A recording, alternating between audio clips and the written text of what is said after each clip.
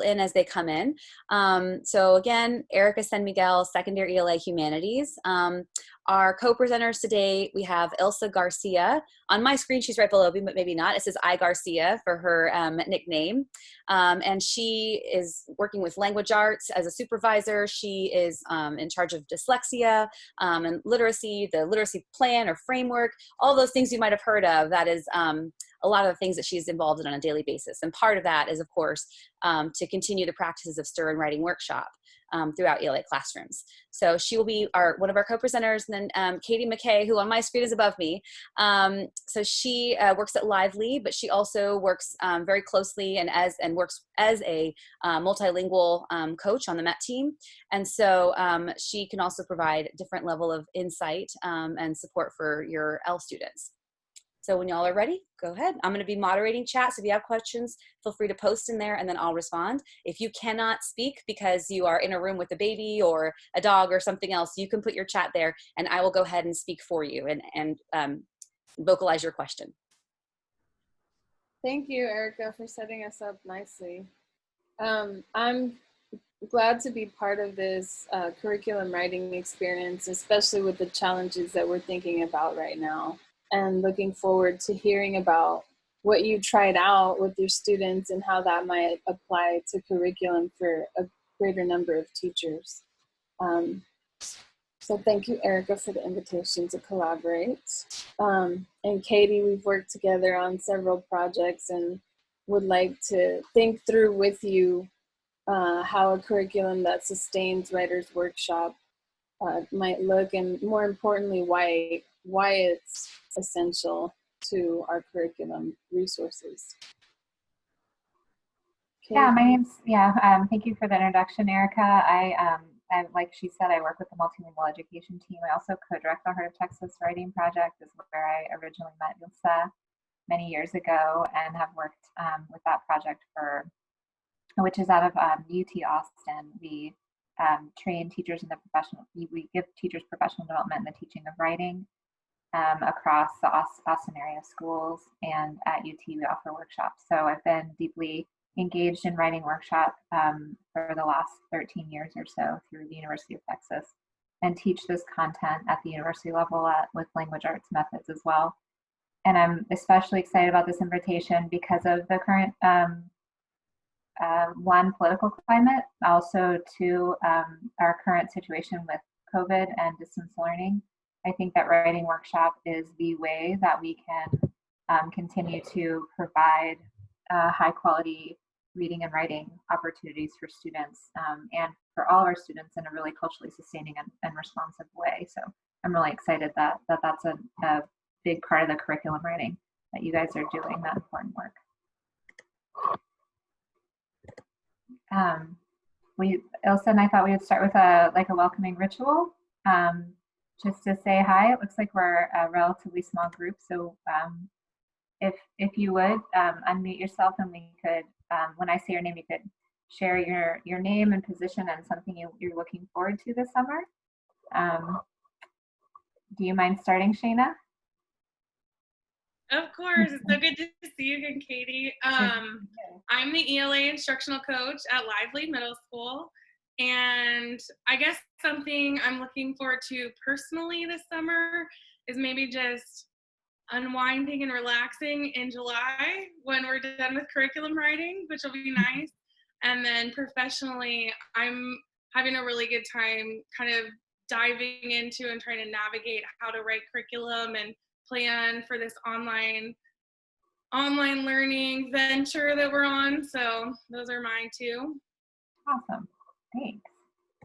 Thank you. Alexander, do you go by Alexander? You want to share? Sure. I actually go by Xander, but I'm Xander now. I am I was a 9th grade English teacher at OBJ. Now I'm going to be teaching an interesting course load of ESOL, English 1, English 2, and AP English language. So my excitement is like being able to get some planning and some of these resources ready now to be prepared for that interesting year next year in a lot of ways for me. So I'm excited for that. Thank you. Thank you. Juan, do you want to share? Hey, Hey, how are you? I'm good.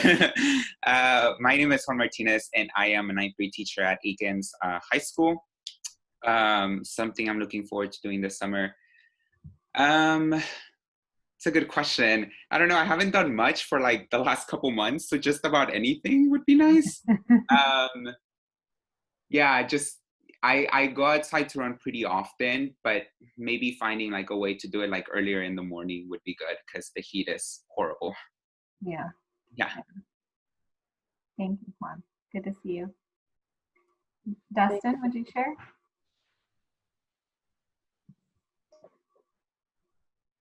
Hi, I'm Dustin. I was teaching English at Travis High School last year. I just moved to Austin in January.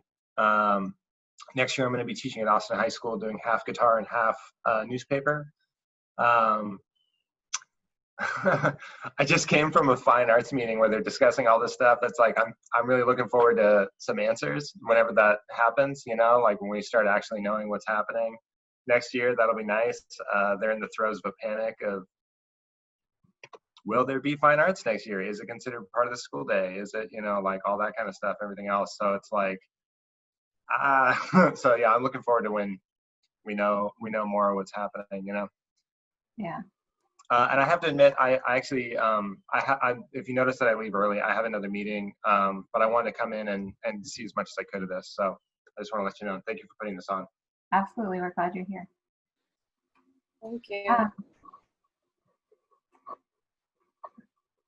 Ilsa, do you want to share something that you're looking forward to? I'm looking forward to spending more time outside on the lake. It's been one of the things I've been having to do more intentionally with my son, who needs a lot of energy opportunity and energy release opportunities. So it's been good that it's forced us to go outside more. Yeah. But yeah. What about you, Erica? I am excited because I am going to do a little bit of traveling. Anybody who knows me knows that I'm like crazy bonkers traveler, and like usually when summer starts to summer ends, like I'm gone the whole time doing all these different things. And all the travel plans that I had this year, including a trip that was in Italy for April, got canceled. So I haven't been able to travel at all.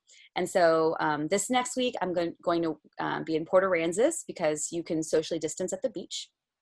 And then we're going to go camping for a week and a half at Yellowstone in July. So I am going to make the most of this opportunity. Awesome. Yeah, I'm looking forward to just having more time for my kids. They've been like right now they're on a movie so that we can do this. So having more time to hang out with them instead of saying, shh, I'm in a meeting, shh, I'm in a meeting all the time. So. Well, thanks for sharing. I thought maybe just for Ilsa and I were talking about how I already recognize several of you and you have a lot of knowledge of writing workshop.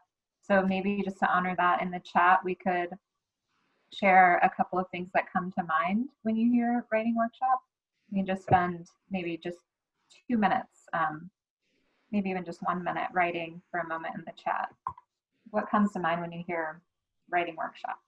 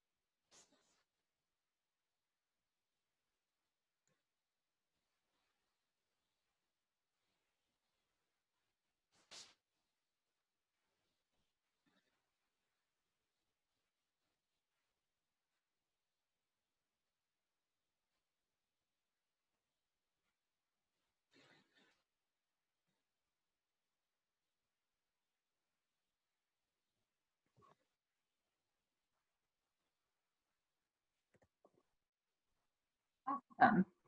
Well, I think, where is the like button exactly?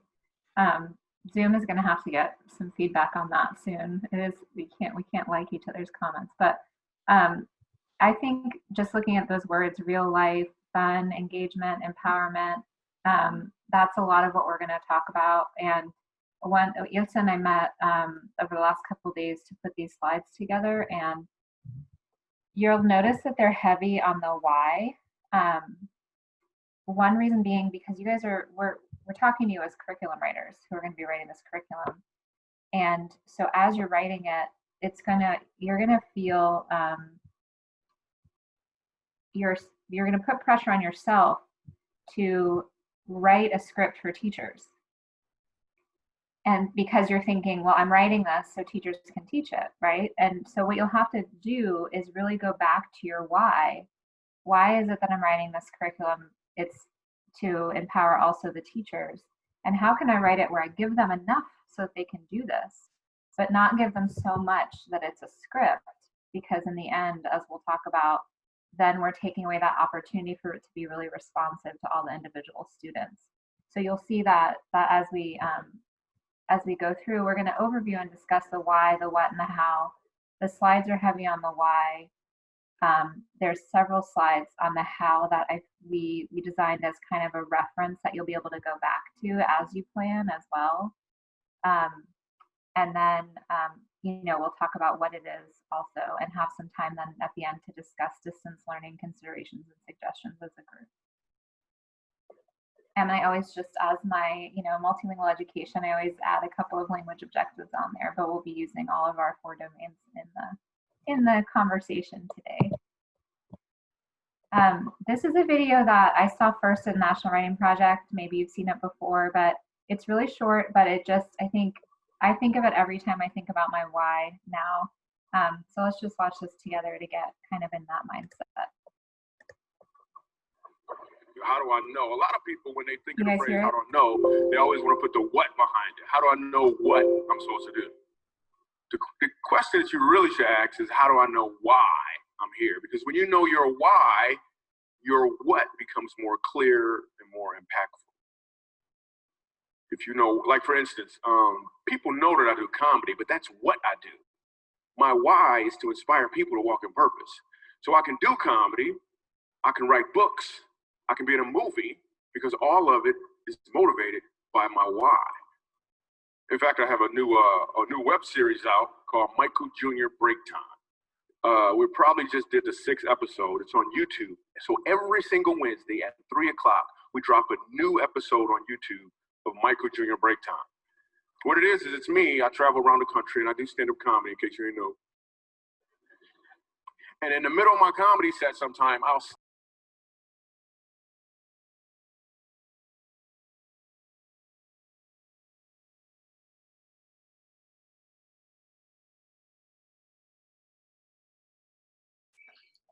lost sound. Not sure if everybody else can hear. Musical instructor at a school.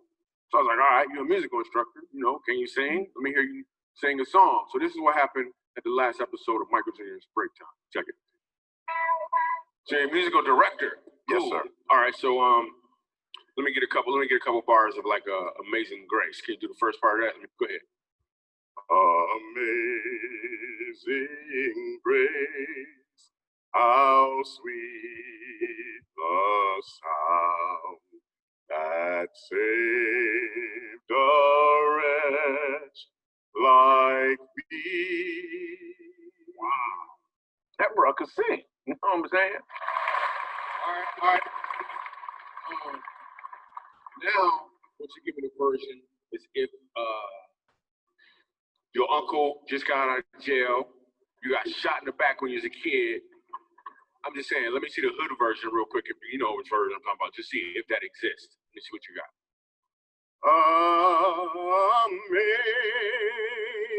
Amazing grace, how sweet the sound that saved a wretch like me.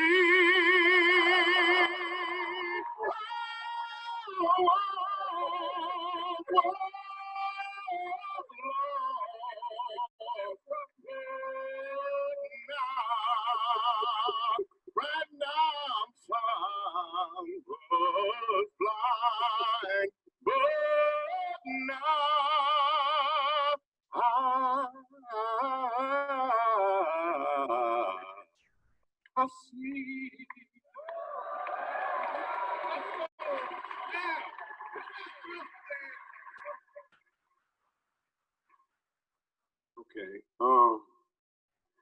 Here's what I want you to catch. The first time I asked him to sing, he knew what he was doing. The second time, he knew why he was doing it. When you know your why, your what becomes more impactful because you're walking towards or in your purpose. So to me, that video was really different to watch a few months ago than it is today. But I wanted to go ahead and still play that to really think about how important our why is, both in our why in writing curriculum for teachers, in the delivery of the instruction for students, but also how important the students' why is going to be when they're writing.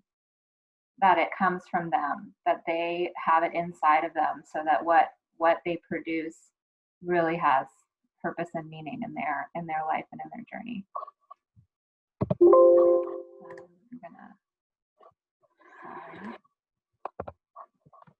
So I thought I could maybe before we go on to that chart, we could just debrief for a minute. And what you were thinking or what you felt as you were watching. We can just share out whole group.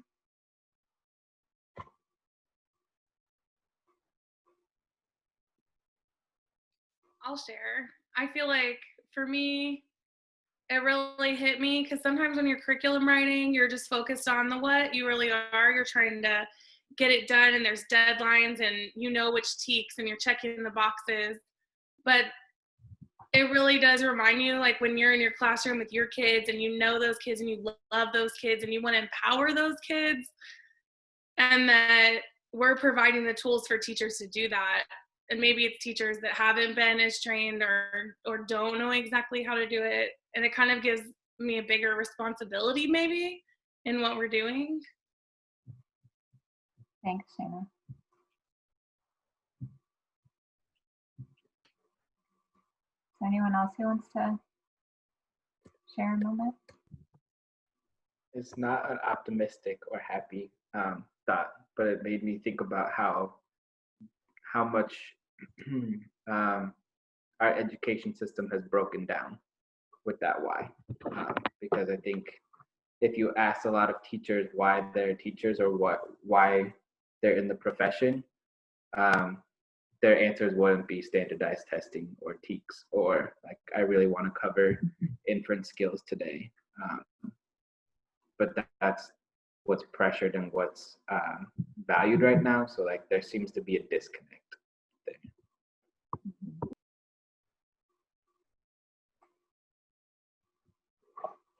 Yeah, just to add on to that, I think, I don't know, for me, it just makes me think about not just saying like, oh, you know, if I'm building a module or something, like here's an assignment that's going to cover the TEK, but like what else are they going to get out of that?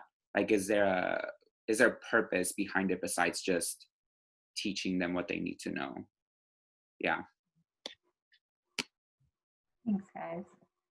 Well, the next few slides that Ilse and I are gonna show are about that bigger picture, that why.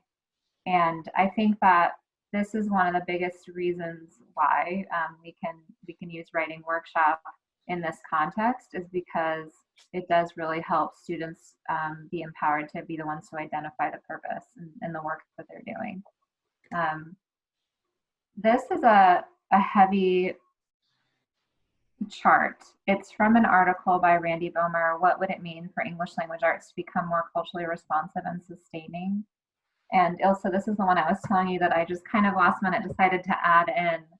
And the reason I did is because of the context of today and how important it is for us to have an equity lens and culturally responsive and sustaining lens as we write curriculum. So I thought maybe we could just spend a minute reading it to digest it, and then I think maybe just sharing the whole group again since we're a pretty small group, about what stands out to us.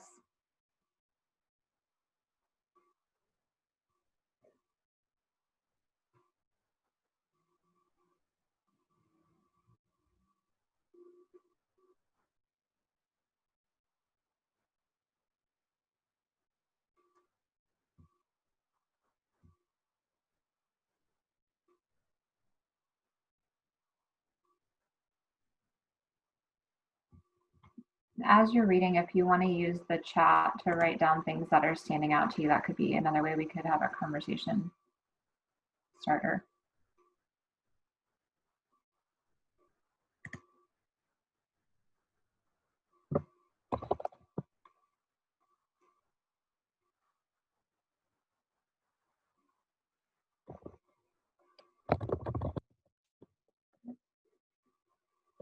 Sorry about that.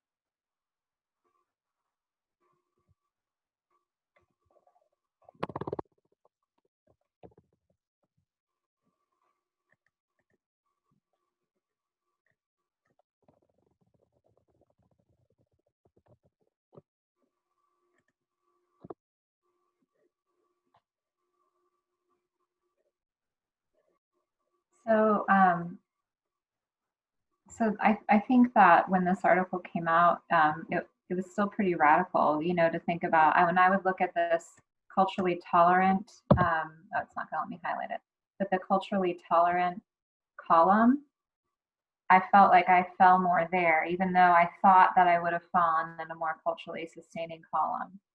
And thinking about how a lot of what we've been doing has still been restrictive or just tolerant of the diversity that we really want to be sustaining and building in our classrooms. And so I think this could be a chart you keep going back to as you're writing curriculum to think, what am I doing here? Am I restricting the cultures in my classroom, or am I really helping them to be sustained and grown? What are some things that stood out to you guys? I saw a few in the chat, but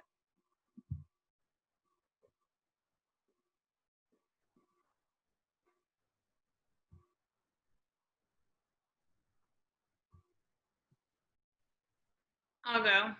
So I think, Katie, I agree with you. I would have assumed I'm very culturally sustaining, but I found that some of the words and things that I say are more culturally tolerant, such as, I think the one that really stood out was student choice. To me, that's empowering. You get choice, but then the idea of explicit encouragement to seek out representative texts is something that is important, because maybe students aren't naturally gravitating and there's fewer options of texts that maybe are culturally representative. And so making sure that we point those out and that kids have those not only available to them, but that they know that they're encouraged to read those as well. Thank you. I think I got stuck on the whole assertions about what good readers and writers do, because I actually had anchor charts in my writing area and my reading area when I taught that said good readers, and I had a bunch of strategies. And so just thinking about that as in like, rather than allowing, like giving them strategies and then allowing them to choose what works best for them, I just kind of had this like overall kind of idea of that. So I don't know, that made me think. I agree. I was gonna say that, like, for me, I remember like Deb used to talk about like the spectrum between like access and diversity, and I feel like I often think about that because, you know, I want to push diversity, and I do in a lot of ways, but I know that I always fail when it comes to like grammar, for example. Like, I know I always fail when it comes to that, because I know that access can be important when it comes to that. And so sometimes I go to prescriptive stuff, and I try to do like as much teaching in context as possible. But I don't know if I've ever talked about, you know, like language as power, which I know is something I believe in, but I don't know if it's something that I've ever actually taught. So I don't know, like I feel like with a lot of these things, I'm like, yes, I fit into the right categories, but then there's like the one glaring category that I'm like, that's the one that I always fail at no matter what.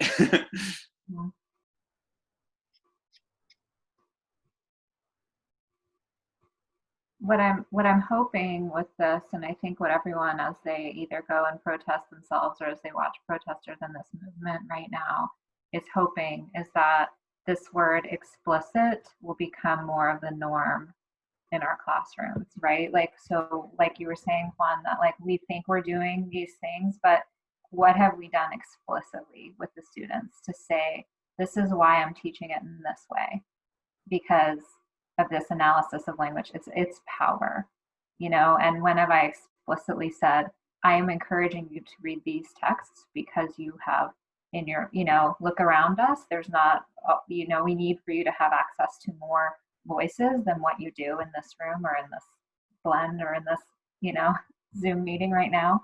So just that explicit side. I like that, Katie. It really makes me think about how the word explicit is used in literacy for systematic instruction, for intervention, that kind of language. But it's also comes with accountability because of 504 law. You know, you have to provide explicit, systematic, multisensory instruction. And that has power, that language has power. But if you think about it, how are we holding ourselves as you know, people who have access to writing curriculum with explicitly outlining some of these practices too? Why is that? You know, there's no accountability for that. There's nobody looking through our curriculum for that. But these are the things that are going to bring students meaning into their own work and really help them develop as agents of change. You know, that's a bigger overarching goal that I think is shared by everyone in the group. So I appreciate all the chat, the different ways that we're interacting, because that is at the forefront of our mind, is how do we create a connection with people in this environment when this is the crux of workshop, also one of the important pieces of workshop. Absolutely. I was thinking, Ilsa, that we, when I look through how much we have to go over, we don't have a break scheduled in, and an hour and a half is still a long time. I was thinking that maybe for this next, because we had scheduled for the next several slides for you guys to kind of read on your own and then break out. Now, I don't know what you were thinking, Ilsa, but since we're this small of a group, what I'm thinking maybe we could do is spend the next 10 minutes, if you need a little break, plus read through the next. I just put a link. I just put a link to the slide deck in the chat, and so you could access that, and we would look through slides 5 through 11. Actually, I'm wondering if this works. Maybe if you're comfortable with this, if I kind of assign each of you a slide or two to read, and then just kind of share back something that it made you think about. Because what I've done here is we've talked about the why of reading workshop at the macro level, at the state level, in looking at our TEKS, and at the local level, and also the why of it in the current distance learning context. And so since there's 4 of our participants, I was thinking maybe each one of you could take one, and then in 10 minutes we could come back and you could just share out a little bit about what stood out to you from your slide. Does that work? Is there someone who's interested in reading the macro level of the why of reading workshop? Okay, so Dustin's, we can't hear you, you're muted, sorry. I was actually saying goodbye. I was trying to let you know that, that I'm heading out. But thanks for this, and it is good stuff to think about. If I can just share one thing, is just I kind of wonder, with school is kind of funny, right? It's like an abstract environment, and just for what we were talking about in terms of making the connections, and we in the 9th grade team, we've been already talking about using language as a use for social change and for power and for stuff like that. But it's like, how do we bridge that gap so that it seems like students, it's like there's this unspoken thing that it's like school life is fake, kind of, you know what I mean? Yeah. So like, how do we bridge that gap? How do we, can we just, is it just as easy? I mean, what I generally do is just kind of say it like it is. I'm like, yeah, the super capitalists on 6th Street are like making tons of money peddling essentially, it's alcohol. It's like all the bad stuff, and people are buying it, and people are, whatever. But it's like, so it's like, how do you bridge? I think that I hope you'll watch the recording of the rest of our conversation, because I think that the how is when we're implementing writing workshop, what it does is it's mostly just structures in place for kids to follow their own agendas and to produce original text for an authentic audience other than the teacher. So, so that they're not just writing for this fake in-school experience, they're actually producing something to influence a friend, a peer group, a person. They would choose their own audience and their own agenda. The teacher might still choose the genre potentially and say, we're all going to try out memoir. But why does the teacher have to be the one that decides what the topic is, right? Or who's going to read it? Or so that's a lot of really what writing workshop is the how we can make our classroom experience an actual practice of what writers do in the world, as opposed to a practice for the real world for later. Awesome. So absolutely, that's a great question. Yeah. Awesome. I appreciate it. And so I'll be sure and watch the rest of it. Awesome. Thank you for being here. Thank you. Bye. Bye. Perfect lead in. Katie, I was going to say maybe we could read the slides and then just have a discussion. I feel like I'm really valuing this conversation that we're having. Yeah. I don't know if you want to do that or not, but. That sounds good. Why don't we just they're not long. The slides are mostly just bullet points, but why don't we spend the next let's do 5 minutes. If you need to take a quick break, for the next 5 minutes, we'll read slides 5 through 11. And then we'll come back in 5. Does that sound good? Perfect. Okay, cool. Thank you. Yeah.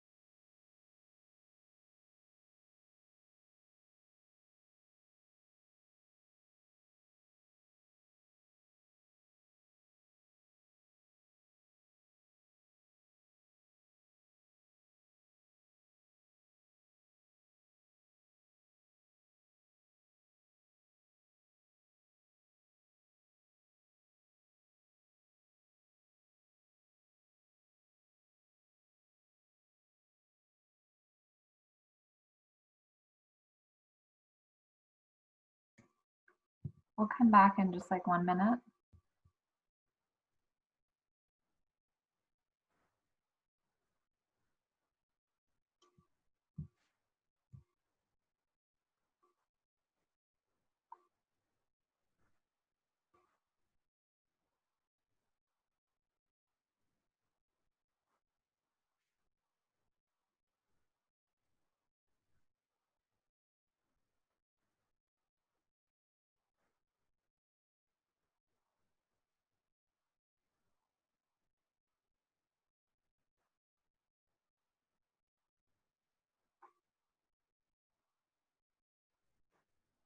And if you haven't gotten to slide 11 yet, if you would skip and skim that current distance learning context slide, only because I think maybe for the interest of time, we should really start looking at that, since it's going to really influence your curriculum planning.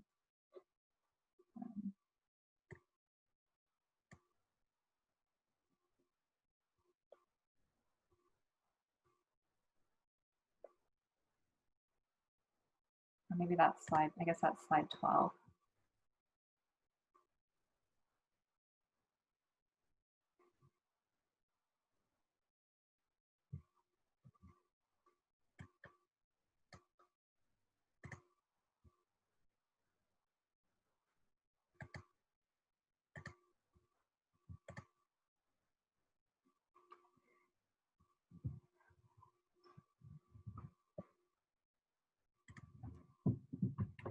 Okay, so we'll go ahead and come back together.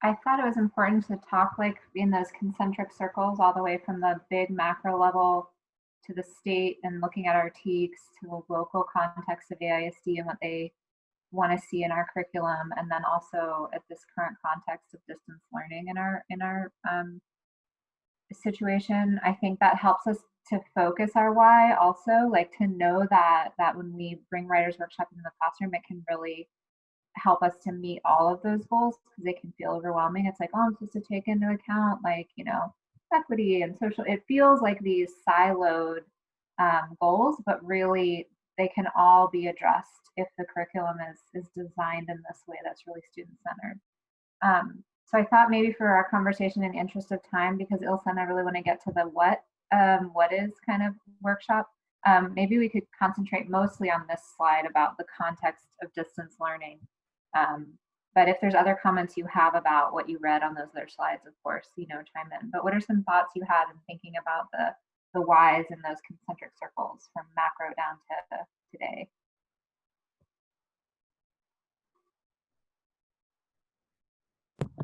I thought it was interesting, your point of like people reading the TEKS differently, and like what words, like the word meaningful, people might take that differently. But I think you even have to zoom out a little more to like, how do people approach the TEKS differently? So I think there's a question of, what do we value? And kind of like Juan said, do we value what we want them to learn first and then bring the TEKS in to try to match that? Or like, how can we bring the TEKS into what we value? That doesn't seem to happen very often. It's a lot of like, this is the TEK, and now I have to build something to match that, right? And these TEKs seem like an opportunity for us to really change that mindset of everything is interdependent. All four language domains are being used at the same time. All these skills could be used at the same time in the same process. Every student could be doing a different skill at the same exact time in the classroom based on what they need to work on. But how do we instructionally frame that to administrators, or, you know, people who don't see that mindset, especially when it comes to English, like people who are outside of English, because their expectation is, I should look at your board and see the TEK that you're covering today, and every student should be able to say that that's the TEK you're covering and that's your learning objective. And that just, I've felt that conflict for a while now while doing workshop, because every student doesn't need the same exact learning objective. It's complicated. I think that's why our district moving toward having learning goals and success criteria, I think that's helpful, because rather than just a standard, you could put a group of standards they're working toward, but there could all be the same learning goal, whether that's like making progress towards something that they're working on and writing. And then even within that, you can still have mini lessons for small groups or one-on-one, because you're still working within that giant range of TEKS.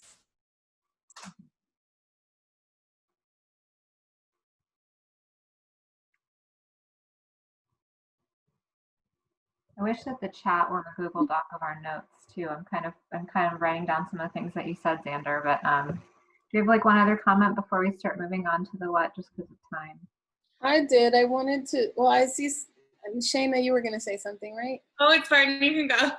Okay, maybe it'll feed into. I was just thinking about implications about the different levels of curriculum support material that we need, and the different types of presentations we need to give to those stakeholders, like how do we show administrators what an effective workshop classroom looks like and why it's important. We've worked on trying to get that audience, so we will continue to do that, and I think the new standards are a great reason to do that. So Erica and Katie and I will keep pressing for that, but also just always think about what do teachers need from the district level to support their practices, and then we can create what it needs to look like and try to get it out there. And, they need a more concise level of look-fors, for example. Anytime we introduce any kind of content, that's supposed, the different levels of implementation, so that they can see something and you have support through or your district resources to share why you're doing something. And you don't feel like, our teachers don't feel like they're having to look for that on their own, because we have a whole literacy framework and if we need to update the kind of research that's in there to, that's the kind of feedback we also need from committees like this. So thank you again, Erica. Anyway. I think, and we'll get to this in just a second, but that authentic audience is also something that really opens principals' eyes to this work. When the students are writing for audiences like their families, their parents, the community, and the administrators are invited as guests to that, they see how impactful this work is, and they start saying, wow, what's that teacher doing in their room to get this? Not that we want to be focused on the product, but sometimes when there is a product that can be shared more widely, it helps to get more attention towards what process led to that. Not that every product is going to be perfect. It could be displayed in a way that really highlights the student's strengths. But anyway, I think that's another way we can speak, like you're saying, Xander, to the administrators, or to get their ear, I guess.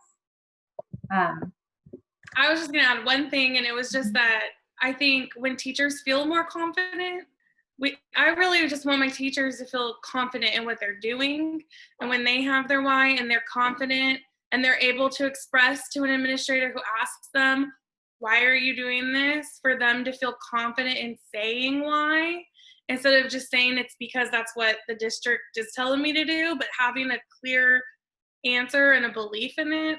I think that goes a long way too with administrators, is, oh wow, you really do, what you're doing, and why you're doing it, and it makes sense. So I think providing the language to teachers to be able to answer that question too is going to be important. Absolutely. Ilsa, did you want to share a little bit about what Reading Workshop is? Reading and writing, specifically writing, I guess we're talking about today. Yeah, so we were reading over the chat. It sounds like there's a lot of background knowledge with structure, just individualizing literacy through a workshop structure, either for reading, where teacher does the work of finding texts that would interest the students, hooking them, and then teaching into what they're interested in continuing to read outside of the teacher's instruction. and that's the same premise for Writer's Workshop. I think in Writer's Workshop, you have a lot more freedom, and can this, this is the one window in the curriculum where students can generate everything from the purpose to the final product. And how do we show teachers how to teach into that and welcome that and even access that?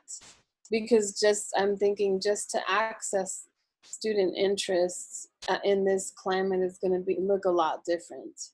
So yeah, I liked how the slides before framed that for this. To me too, what's like really the key words in this slide here are that basically reading and writing workshop is just a structure. It's just a way of minimizing the amount of time the teacher's talking and maximizing the amount of time kids are working on things they care about and they find interesting. And giving teachers a structure for how you support that work in a really, supportive way without it becoming your voice instead of the students. And then also I love the way Ilse talks about student choice. When we were preparing these slides, we were talking about without student choice, we've taken away the why completely of this. And so when you're writing curriculum, I spent a year and a half working with Region 13 to write their TEKS resource system curriculum for the new TEKS a year or so ago, 2 years ago now maybe, for 5th and 6th grade. And my editor there, this is being recorded, but I'll say it anyway. They came back with feedback for my units and they said, I just have one little change I want to make. When you wrote student selected texts, I just want it to say teacher selected text. And I was like, well, you don't put my name on that, and you have to change all the research now that I just gave you to quote, because nobody who talks about writing workshop or any of the things I just wrote would agree with the teacher is selecting all of the text. And so they said, okay, well, how about I say teacher or student selected text? And I was like, no, because the teachers are going to default always to them choosing it because that's the way they were taught. That's what they think they're supposed to do, right? If it says student selected, we know teachers will still sometimes select it.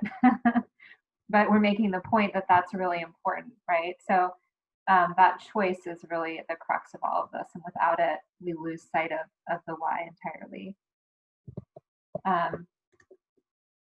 So the how of workshop, and I know, I don't know you as well, Xander, but I know that Juan and Shayna have had some experience with the Heart of Texas Writing Project and some writing workshop trainings. So I'll just go over this quickly and then if you have questions. But if we were in a classroom looking at a 45-minute period of synchronous learning, what that would look like would be just 10 minutes max of the teacher talking to the students to give them a tip about what writers do. And that would be very teacher-centered. That 10 minutes is like, I've got something important to say and you're listening pretty much. Like the kids might turn and talk a little bit, but it's pretty much the teacher sharing. And the reason we say that 10 minutes is it's for the teacher to hold themselves accountable to shutting up, like to stopping their talking. And then this workshop time is the meat of the time they're together. I've got a parentheses there, but the 25 to 20 minutes of workshop time. And that's when students are working on a project and the teacher is circulating around the room doing conferences. And then there's just 10 minutes for some time to share at the end. Now, workshop time isn't like totally silent every day. There might be workshop times when kids are meeting in groups to discuss their projects, or meeting with a pair, or maybe some people are meeting in groups because that's what they need right then, or others are at their table. So it's not always this like silent everybody in their own project work, but it's a workshop time where the teacher isn't in front of the room. The kids are working on something they need to get done.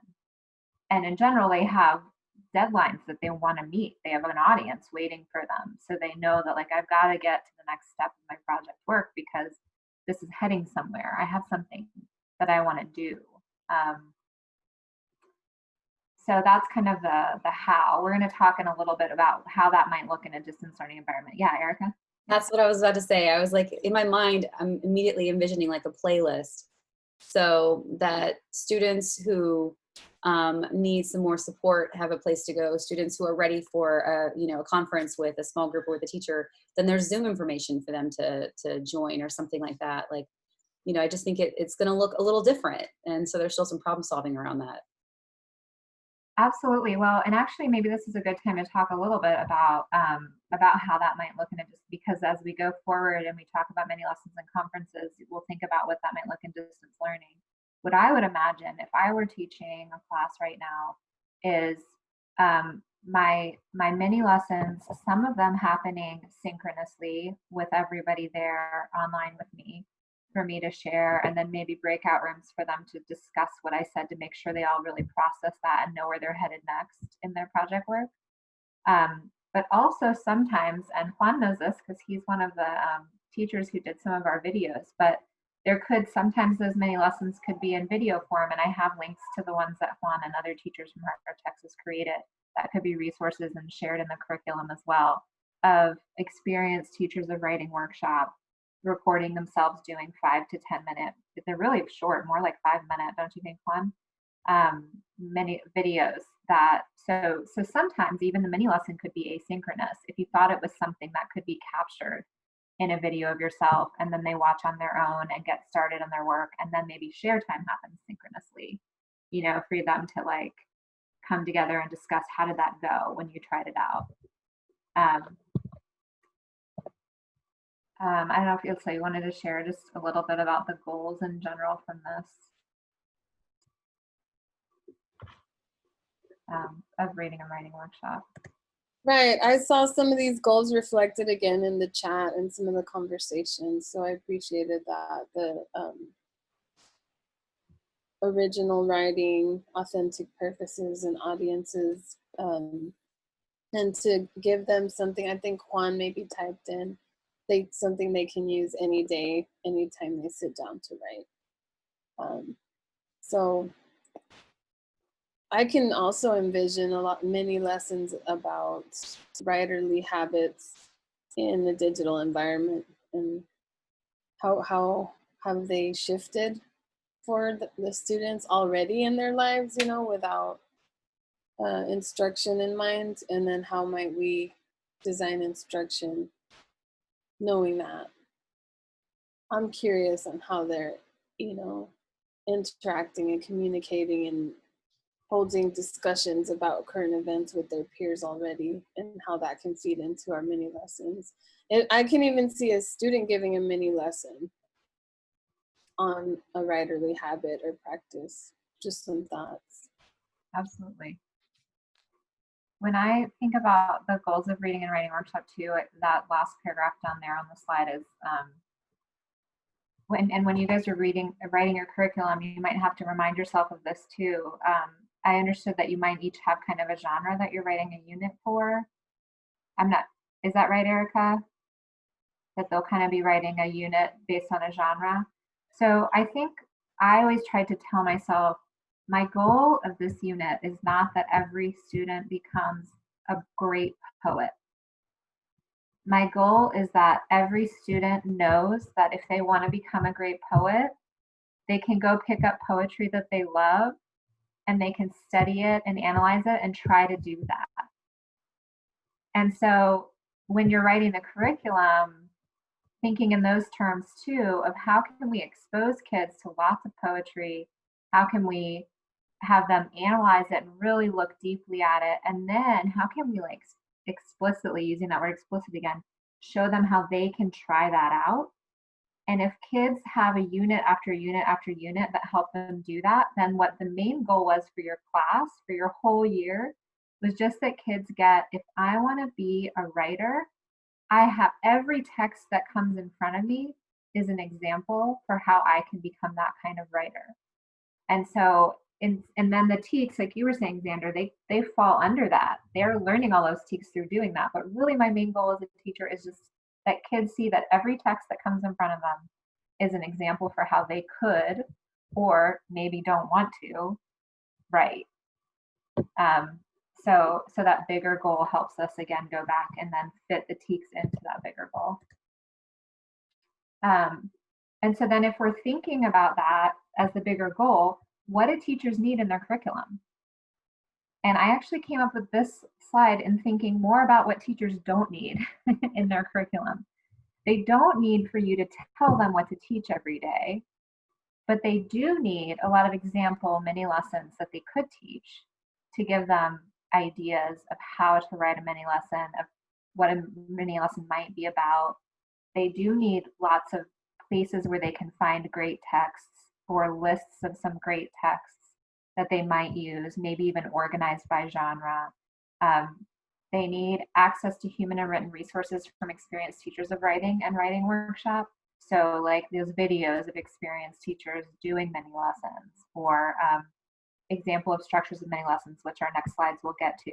So they are gonna need some structures to help them do this work, but they're not gonna need to be micromanaged, because then that in the end will go back to, if they're reading from a script, they don't have their why in mind, and they end up limiting the kids' choices too, because they feel like, I don't have a choice, I'm going to do this, it says here you're supposed to do this, right? And so it is a challenge as a curriculum writer to write it in a way that gives them enough structure to not feel left alone, but not so much structure that they feel like they don't know why they're doing this.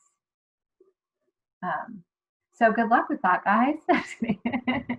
I was just thinking, Katie, like the first thing on that list, how difficult just that is. Mm-hmm. That the teachers are reading and writing and engaging in meaningful, their own purposes for writing, and how to foster that in this community with PLCs being virtual too. Well, I'm hoping, and if, like, let's say you're an ELA teacher and you could advocate for your synchronous time to only be like 15 to 20 minutes. And if you were teaching several classes at the same grade, that kids had options of when they came in, you know? I'm hoping that the online structure could make a little more room for teachers to sit down on their own time and read and write, like do the assignments that the kids are also doing. I'm hoping. I mean, we know how much stress has been on teachers as they've been doing this, but maybe. I think there's also potential to really use the experts on the campus in a different way, right? So when we were face to face, I mean, that teacher was teaching that group of students. But there might be a teacher who feels more comfortable around poetry or, you know, expository styles of writing or whatever it might be. And so as a department, if they are able to collaborate and say, I'm going to make videos for this, and I'm going to make mini lessons and things like that to support students in this genre, then others can do the same thing. And so then you're really using the strengths of your campus. Does anyone have other things? I saw you clapping there, Shana. Do you have other things? I know, I loved that. I think that's such a good idea, because it is so true. Like, some teachers are really strong around maybe one topic or one subject, and maybe figuring out ways, because this really is, it's hard to get around. You're changing your mindset.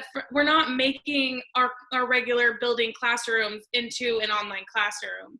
It really is a completely new venture that's so different that it's like we have to start looking at things completely differently. And I love that. I love that we could take different teachers, or like as a coach, I could pop in and do a mini lesson. And then I was also, Katie, I was thinking what you said of the flipped classroom, kind of like where they get exposure to things online in their modules, but then maybe their synchronous time is where the teacher, just like in class, the teacher's writing, the kids are writing, and it's just providing that time for kids to do that. And then maybe a quick share out, just like you would do in class, like your 15 to 20 minutes of just writing something and sharing it. Because I think those are the most important parts of the classroom. And when you take that away, maybe kids don't feel the pressure, or not that they feel pressure, but maybe they don't feel that, oh, I have to do this 20 minutes. But when you give them that space and that time, that would still be really special in a synchronous environment, you know? And think about too the fact that some students maybe would be more comfortable sharing in this way, where they're writing from home, writing from their space, and they might even write at different times. So if you're going to have your, you know, synchronous opportunities for conferences, small groups to kind of talk about the writing, but they just have to have their writing ready at that point. you know, there are a lot of teenagers who are going to do their best writing at 10 p.m., to be honest. So like when they chunk that time might be less important than what they're actually, you know, producing and sharing. Absolutely. That's where I just feel excited that if writing workshop, whoever embraces it in their classrooms, I think is going to feel like this distance learning thing feels so much more. They're building that community. Also was posting that earlier, like how do we do that in this time? And I think like writing workshop could really be a way to bring people together and sharing things. And like you were saying, Erica, some people might feel more comfortable sharing in this space that when they didn't necessarily in a face-to-face situation, especially with our middle and high school students when they're first getting used to really putting themselves out there and sharing their original work with each other.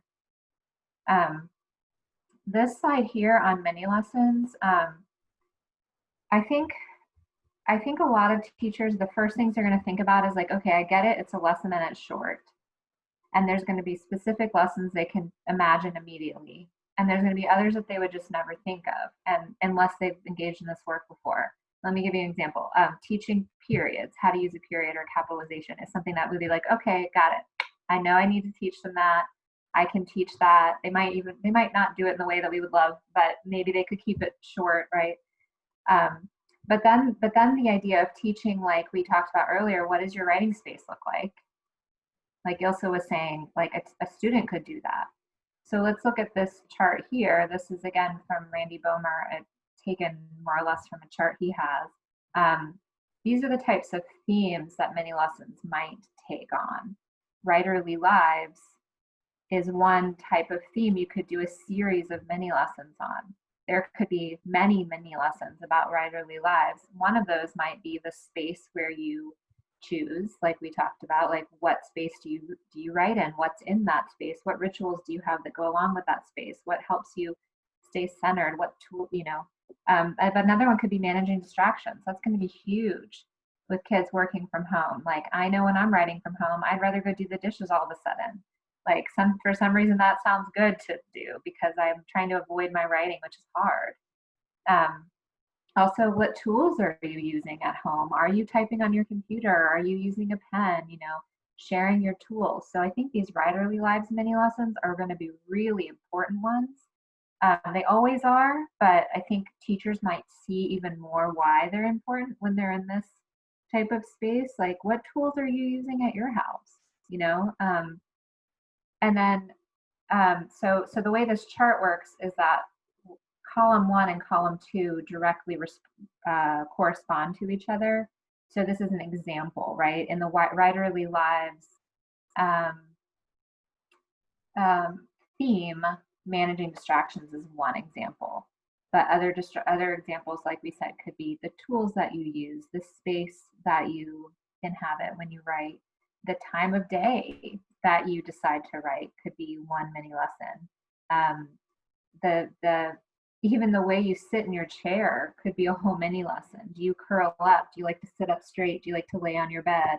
You know, so breaking it down to that minutia, I think it's going to get kids excited about like, wow, these are actual important things that writers have to think about. And it's like, yes, those are actual. I'm not just doing this to make it lighthearted and fun. These are important decisions writers are making to get important work done every day. And then this list in the third column is like different formats those mini lessons could take. So let's say I do want to do a mini lesson with kids about what position they like to sit in. I could model that for you. I could show you right now that like when I'm at my computer, I often have my knees up and my arms here, and I have my notebook like this on my knees. I could model that for you. I could have a peer. I could say, Ilse, would you show us how you sit when you're, writing? I could have a guest come on. I could say, I know my friend, she's going to join us for our 10-minute Zoom today, and she's going to show us what position she sits in when she's writing, right? A famous author might find a video of a famous author talking about like how they stretch out on their bed, or they can't do that because they'll fall asleep and they like to sit up. So this column doesn't correspond exactly. It's just that you could use any of these format examples for any of your mini lessons. So does that chart make sense? What are some things you think about when you look at that chart? Well, something I'm thinking about is just like how to take this into our digital curriculum plans that we're making, and trying to figure out, should we make like a list of, you could do this, you could do this, you could do this, like maybe set up the format of Writerly Lives, and then having that mini lesson topic, but then providing like space for teachers to put in any of those that they want, or put in some examples and then say, also, you could do this. That's what I'm trying to figure out, the format of it. Yeah. I kind of love the idea of all of middle school and all of high school working together, so that maybe there are buttons for mini lessons, like you were saying, and there's a button for Writerly Lives. And when you go there, you know, people have given some different examples of mini lessons that they can do. And or maybe there's also just a list of topics that teachers could choose to create on their own, but there's a few exemplars there as well. So I really like that idea, because then as teachers do create, we might even be able to solicit from them some of their videos and mini lessons to kind of grow that library. Absolutely. Well, and that goes to kind of this next slide, and this one again is just more of a reference as you're planning, but this structure for writing a mini lesson really helps teachers to keep it short. So if we were to encourage teachers to create their own, we could provide the structure to them and then many examples so that they could kind of see how you stick to this. This is a variation of what Lucy Calkins recommends in her writing mini lessons.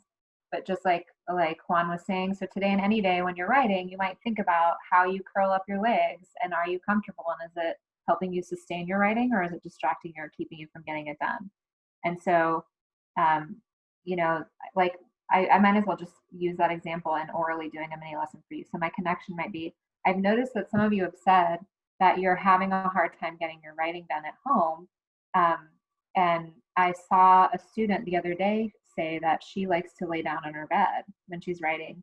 And so today I'm going to teach you that thinking about the position that you sit in is really important thing that writers can do to help them get their work done. Let me show you what I mean. When I am writing, I like to sit up because otherwise I might get too tired and lazy and not get my writing done. But I like to have my notebook with me and this special pen that I love that has a good amount of ink, and I curl up like this and I write.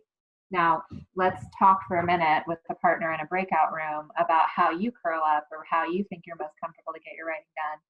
And they do that, and we come back together and I say, so today and any day when you're writing, I'm going to go off and write right now, think about how you're sitting, because it really might influence your work. That's my whole lesson. But I went through that structure. I took something from the theme. I took an example of Writerly Life, and I taught it in a way where I modeled it right then. We're going to, just because we only have a few more minutes, just keep going through these slides. But these are kind of reference documents for you to have as you're then going through and designing. Conferences, I also imagine happening. Of course, it could happen synchronously, but there could be times where we teach kids how to elicit feedback from somebody. So let's say they're really looking for feedback. They can either email an excerpt or something, or message something to a peer or to the teacher and elicit feedback.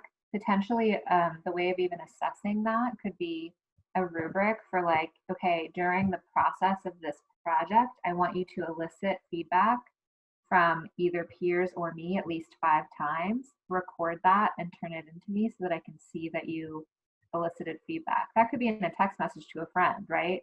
I'm deciding whether I'm going to do a poem about my boyfriend and how he broke up with me, or, you know, walking around in the park and I can't decide which one's the best one. Which one would you rather read? And that they got feedback right there, right? So there can be ways that kids are listening feedback and engaging in kind of conferences with peers or their teacher that maybe don't look like, of course, it did in the classroom.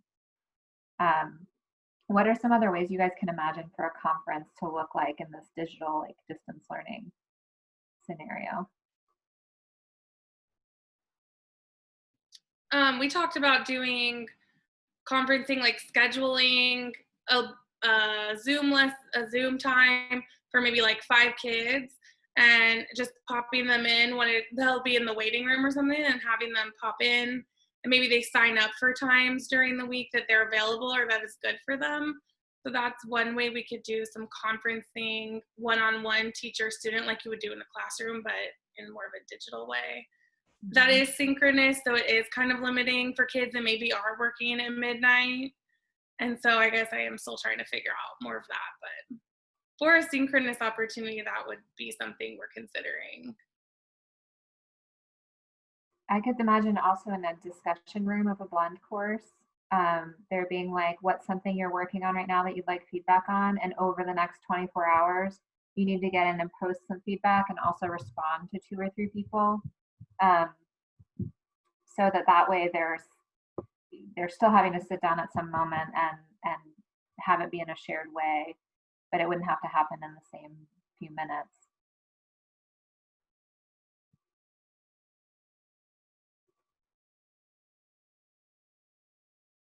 We can also come back and think about these. Did you end up talk a little bit also about the importance of the like share debrief? Yeah, and looking over this slide again, I'm just coming back to thinking about how can you capitalize on the time that students are face-to-face and engaging digitally, if that's an option for your class, because I know it should be, but it's not necessarily an option for everybody right now with everything going on. But how to use that time and maximize it. And there are several times within the workshop, like daily cycle, that you could do that. But I guess now it's being more strategic about what am I doing when I have them engaging in conversation, and how is it going to add to their work.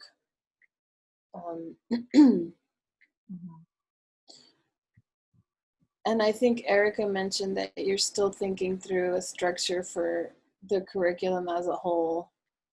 So all of these questions that you're bringing up are things that we are happy to have you kind of digest and think about, and then come back when you have a few ideas of how a body of materials might look, and we can go from there, like in phases as you think through the options today. But I know that's not related to this slide, but I know we have, just a few minutes left.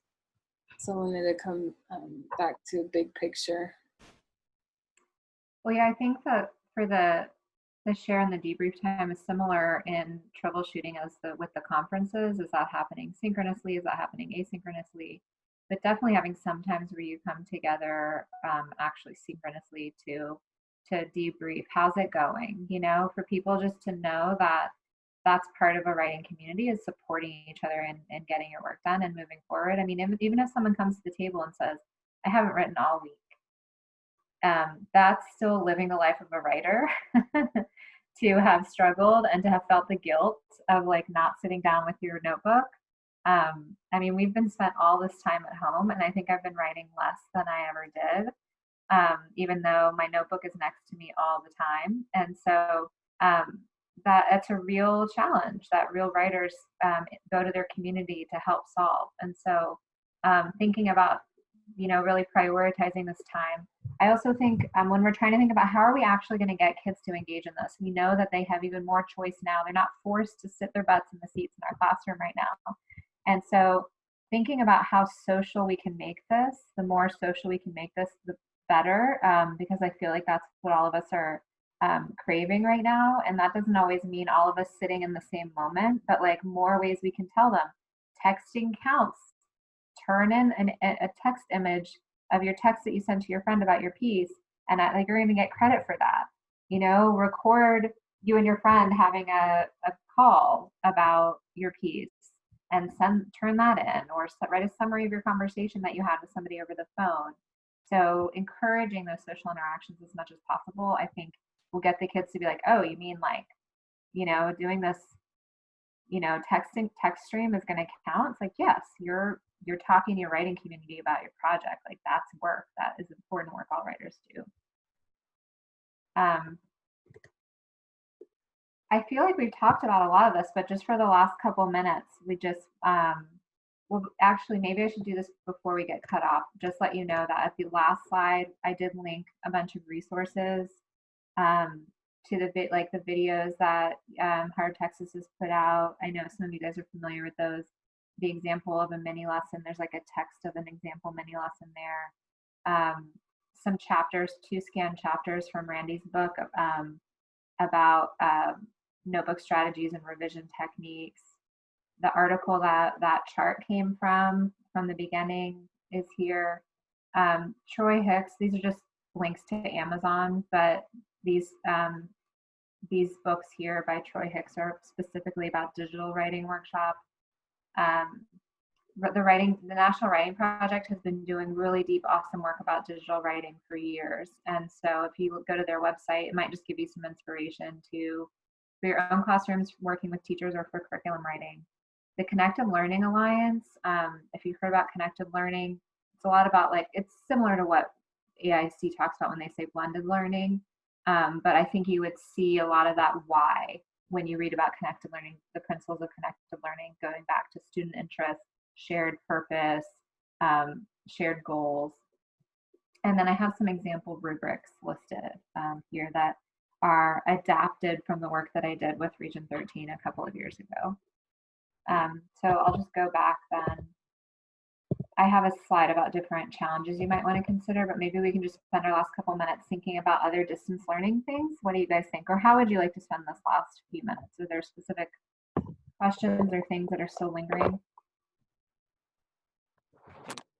Problem solving might be good, or thinking about possible issues. Possible issues like Yeah. challenges that might come up? Yeah. I mean, my concern right now as we're building the first few weeks is how to make sure that these routines are established with student buy-in.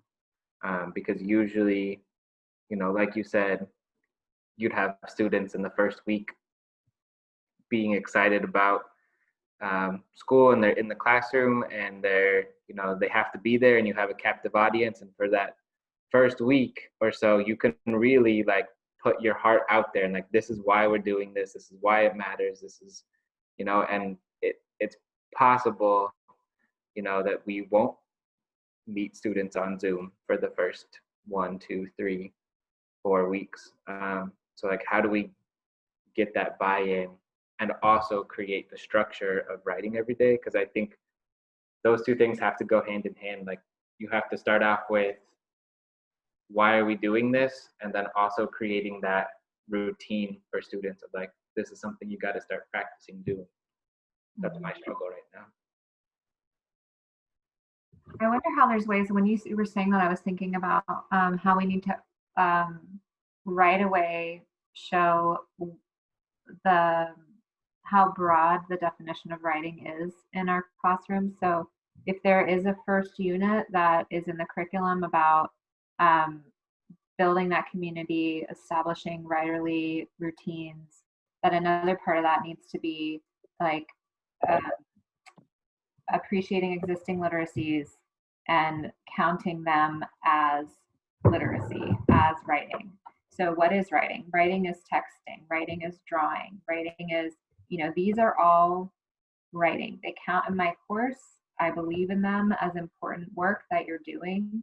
So as far as an initial unit to really hook students in, like you're saying, Xander, is really important. I think showing them as much as possible examples, like maybe having a slide deck that kids can contribute to say, upload an image of a drawing that you've done in, doodling while you've been at home, or upload on this slide deck count the number of text messages that you've sent over the last 24 hours, and put your name in the, Google Doc next to how many text messages you've sent, at a certain time, or how many different people have you texted with, or how many different games have you played, and how much have you communicated with your friends during that video game that you played.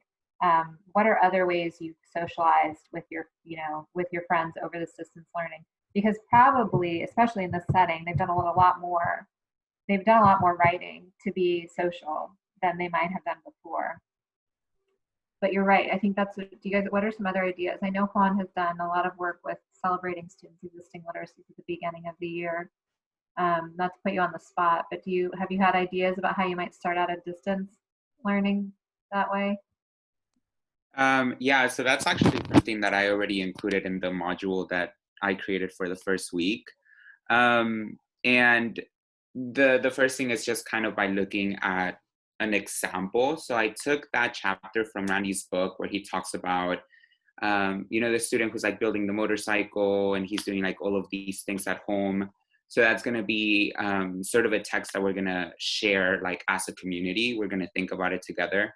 And then there's just an opportunity for all of them to say like, this is the kind of writing that I do in my everyday life. And these are, the things that matter to me. And then from there, just kind of build it, and say like every single time we're practicing something at home or whatever, this is how it's connected to that. So kind of using it as a way to frame like this is a toolkit that we're going to use moving forward. Yeah, I don't know. I guess one thing that I was almost like quiet the entire time because I was processing a lot and just thinking about like all of the challenges that come along with trying to build all of this. Yeah, I think what Sandra was saying about just, the buy-in is something that I was thinking about, but even just thinking about like the time, I feel like it's such an issue for me right now because I feel like, whenever I'm building like that classroom culture and community and setting up those expectations, like in person, it's so easy when you have like, the 90 minutes and you have everybody there, but now that people might not be there, and that classes will potentially be also not as long. I'm just worried with, having enough time to really make time for everything, if that makes sense. Sorry, I kind of went and giving you an answer and then I like said, I'm concerned, but I am concerned. I agree so much, Juan. I've been thinking about that too. It's like timing, especially kids that maybe have, I don't know, every school is going to be different in how they structure classes online and how much time they have dedicated to synchronous and asynchronous each day, and trying to not give so much that it's overwhelming, but give enough that you get everything in, because you're not going to have 60 to 90 minutes every day. Yeah, well, and I think that there's the layers to this conversation we're having is thinking from a teacher perspective, from a coach perspective, and from a curriculum writer perspective, right? So there's like all of that's going to be going on in your head as you're writing this curriculum. They aren't separate from each other, and it's great that we have those different perspectives as you write it. But it creates more challenges and more like how are we going to do this? Sorry, Erica, you look like you're about to say something. No, I mean, I was just going to kind of echo on that, there in some cases for some campuses, they're going to want one module a week. Others are going to want 2 modules a week. Some are going to want a module every day. It's just, it really is going to vary. But I think that's another reason why when we're building, we need to be thinking about like kind of the big picture of that unit, and then trying to put in a lot of buttons so that teachers can choose the pieces of the reading mini lesson or writing mini lesson that they want to do based on what they're getting from their students. And so as we're writing our modules, maybe it can say, choose a teacher mini lesson based on what you're seeing with your students, and it will have a link to a page that has those options, rather than we're being prescriptive about this is what you're going to do on day 1 or even week 1, right? I think I say that, but I also think that there needs to be some kind of groundwork laid in terms of starting. So yeah, week 1, week 2, probably yes, a little more prescriptive. Okay, yes. But maybe after that, it's you just, within your module, you give them a space to choose a mini lesson for reading or for writing or something like that. And you kind of can direct them to lots of different options that they might consider.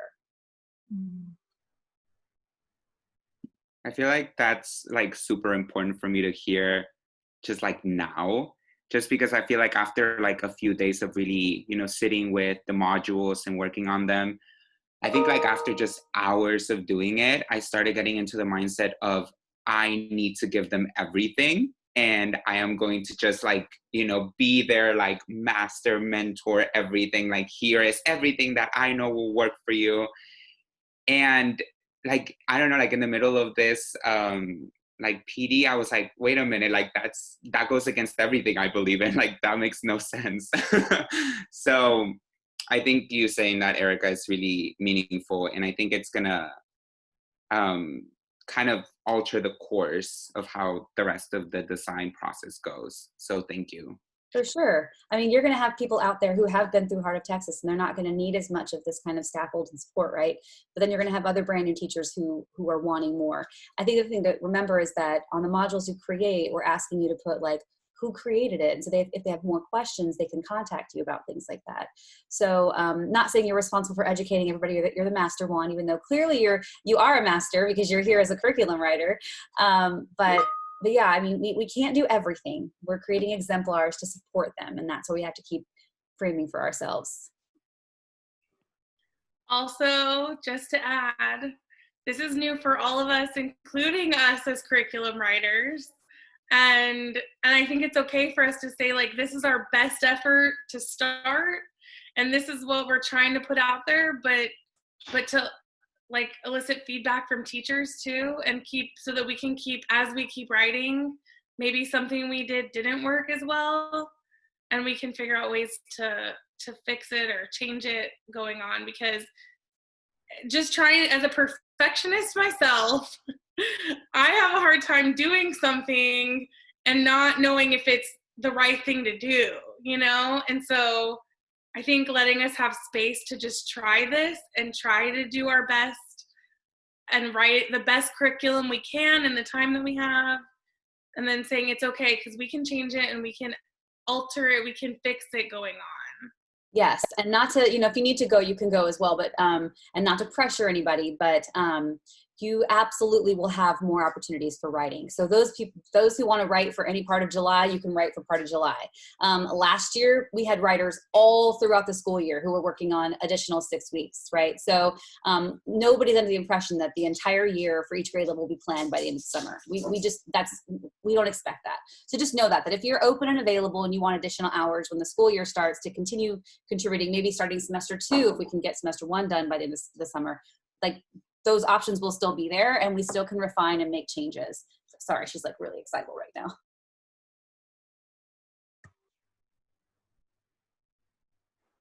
Well, that's it from us, really. I don't know if you'll say you had anything else you wanted to add before we close and say goodbye. Well, yeah, I don't want to take too much time because I know we're over, but just wanted to share that we had roundtables for our interventionists through our department throughout the summer, and people would come on and share how things were going, what's, you know, tricks that they had learned to do their work with students. So you might work with a focus group of teachers across different campuses and do roundtables that are optional. That's, people have said that gave them the most support, you know, since the school shut down. So that might be something worth looking into with a group of teachers who is committed also, like you all are, in putting into writing into district curriculum in a way that's understandable and consumable for everybody. I love that idea. If you host roundtables, let me know and I will just publish that out to everybody. Anyway, so I do want to let you all go. If you want to hang around because you've got a question or something, that's totally fine. Otherwise, I hope you have a wonderful rest of your day, and I'll see you tomorrow for our last work day of the week. Bye. Thanks for inviting us, Erica.